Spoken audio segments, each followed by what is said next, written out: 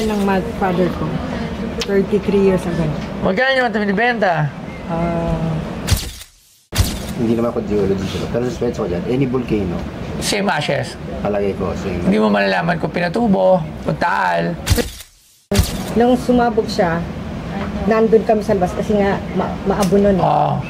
Kumuha agad kayo. Kumuha kami kagad.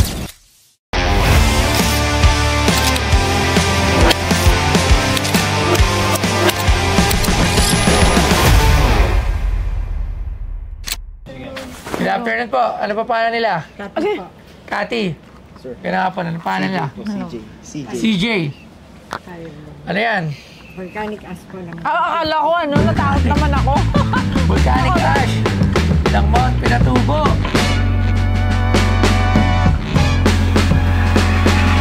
Ang pangalawang pinakamalakas na pagsabog ng bulkan noong 20th century ay naganap sa Mount Pinatubo sa Pilipinas noong Hunyo 15, 1991. Ang mapaminsalang pangyayaring ito ay nagdulot ng mabilis na pag-agos ng mga pyroclastic flow at isang napakalaking ulap ng abo na kumalat ng 100 of miles. Kasabay nito, dumating ang bagyong Yunya na nagdala ng pagbaha at mabilis na lahar na lalo pang nagpahirap sa kalamidad. Ang pagsabog ay nakaapekto sa humigit kumulang 2 milyong tao dahil sa malawakang pag-ulan ng abo at nasirang mga pananim na may tinatayang pinsala na $700 milyong kabilang ang $100 milyong sa mga eroplano. At ang binebenta sa Pinoy Pawn Stars ay ang abo mula sa Mount Pinatubo.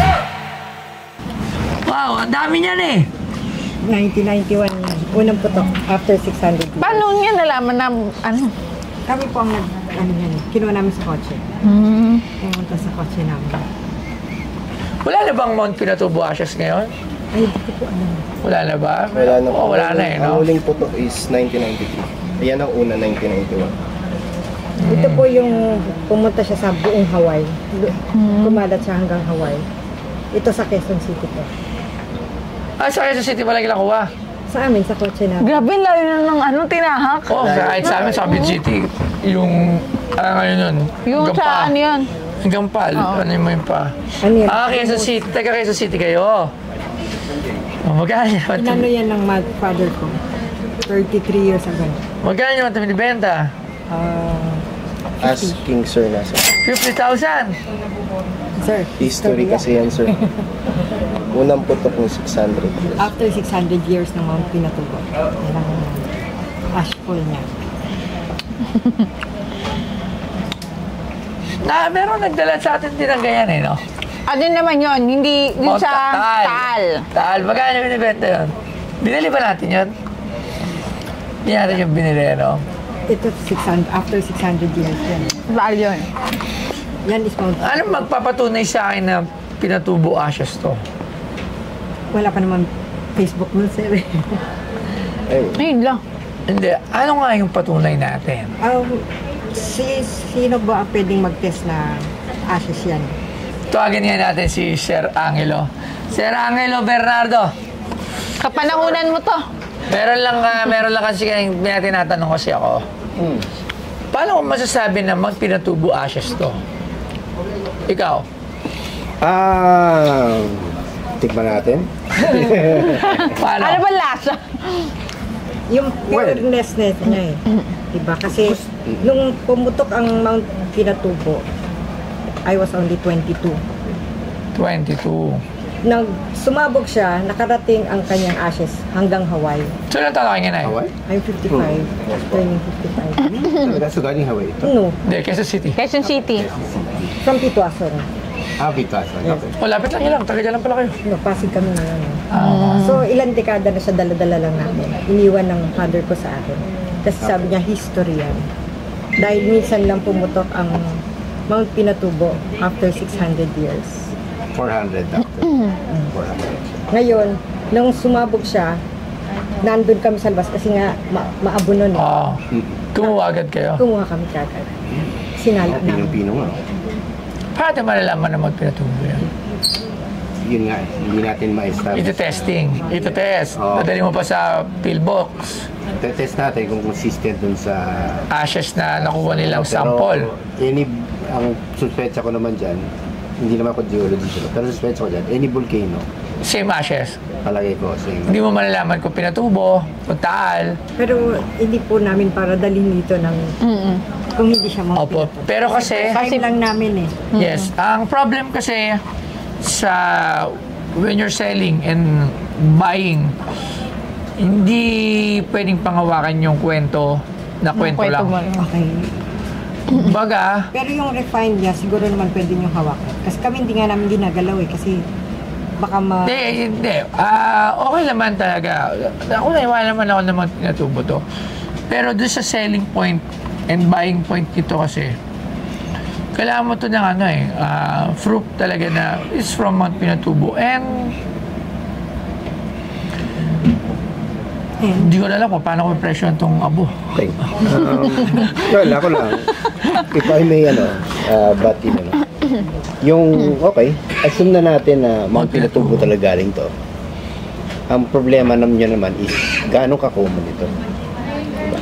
Kasi dun sa Pampanga, kung saan napakaraming lahar na dun din yung galing to, gumagawa sila, actually may mga sculpture sila na gawa sa ganito, na maliliit na gano'n. Ako, doon sa shop, Alam nyo ba na ang Cellboy ay isa sa pinaka-top distributor ng cellphone sa buong Pilipinas?